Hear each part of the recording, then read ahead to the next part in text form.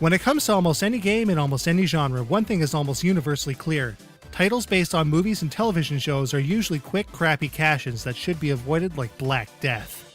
One game that bucked that trend was Macross Scramble Valkyrie on the Super Famicom. Back in episode 18 of Season 1, it received high praise from Bullet Heaven for its excellent gameplay and presentation, but then, it was also set apart from the main Macross series. So then, what about the Super Dimension Fortress Macross Do You Remember Love, released on the Sega Saturn in 1997? As a game based directly on the 1984 anime classic, it does a remarkably good job of sticking to the story without much deviation, and even includes a plethora of animation full of drama, action, and huge explosions right out of the movie itself. But how does it play?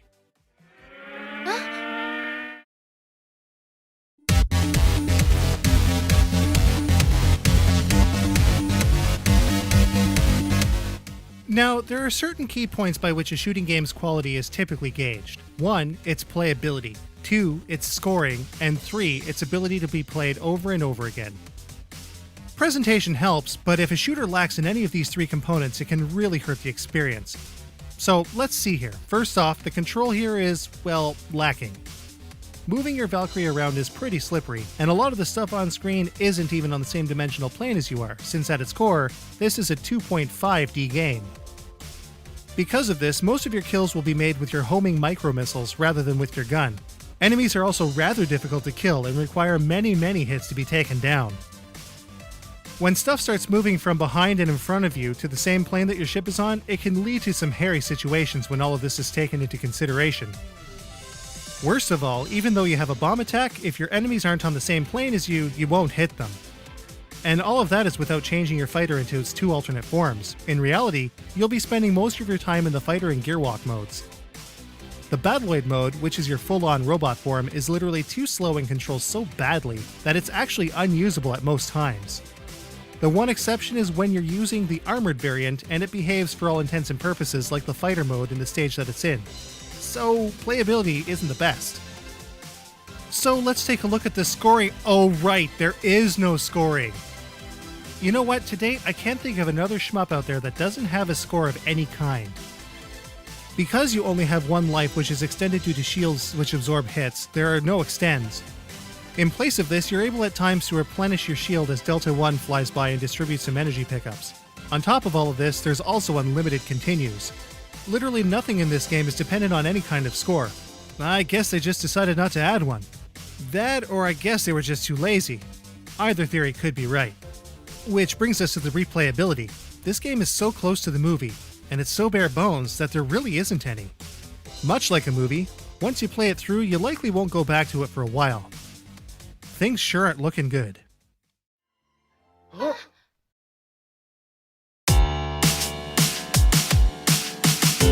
Now, for all of its faults, thankfully there are still some things to like about Do You Remember Love. Because it's so close to the 1984 film, there are some really cool moments, such as when Skull Squadron launches a salvo of long-range missiles which you can directly control to hit as many enemies as possible. Some of the boss fights are really creative as well, and sometimes allow you to track and fire at them in gearwalk mode while they're in the background. The micro-missiles are also a lot of fun to use when it's all said and done. In Scramble Valkyrie, that was one of the things that I had a complaint about, that lack of a big swarm of missiles. But in this game, oh man, you're pretty much going to use them every time you fire. And then, of course, there's always the presentation.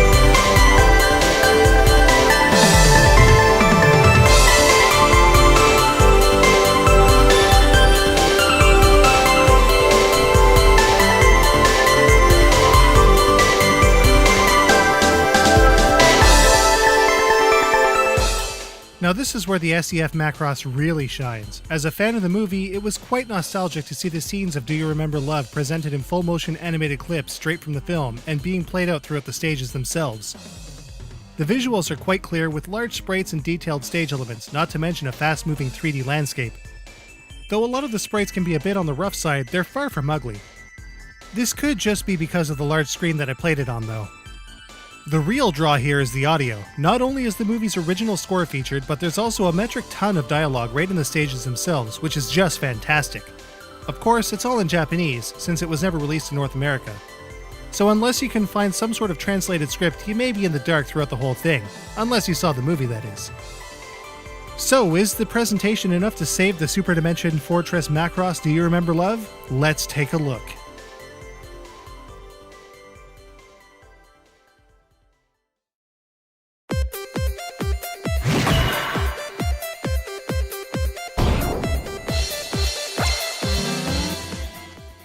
Not too great, huh? On the control front, this game is real slippery, making enemy fire really hard to avoid all of the time. In addition, the Battle Aid mode, which is one of the coolest ones honestly, is impossible to use and comes off as more or less useless.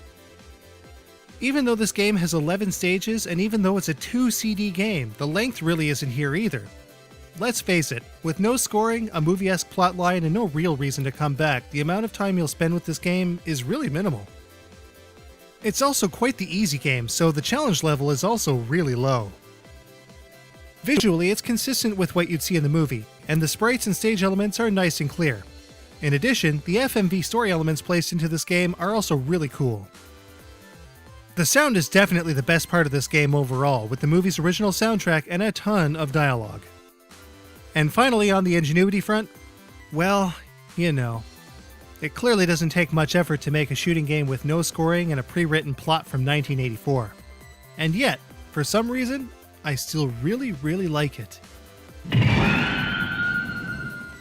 It still doesn't stop me from not recommending it. I would just say there's an exception. Basically, if you're a big fan of the movie, this is going to be a real treat for you. And you will go back to it every now and again, just like the movie itself. But for anyone that's serious about their shooters, you might as well stay clear away. Thankfully, if you are curious, or just a fan, you can get the SDF Macross at auction for as little as $11, which might just be worth it for the cutscenes alone.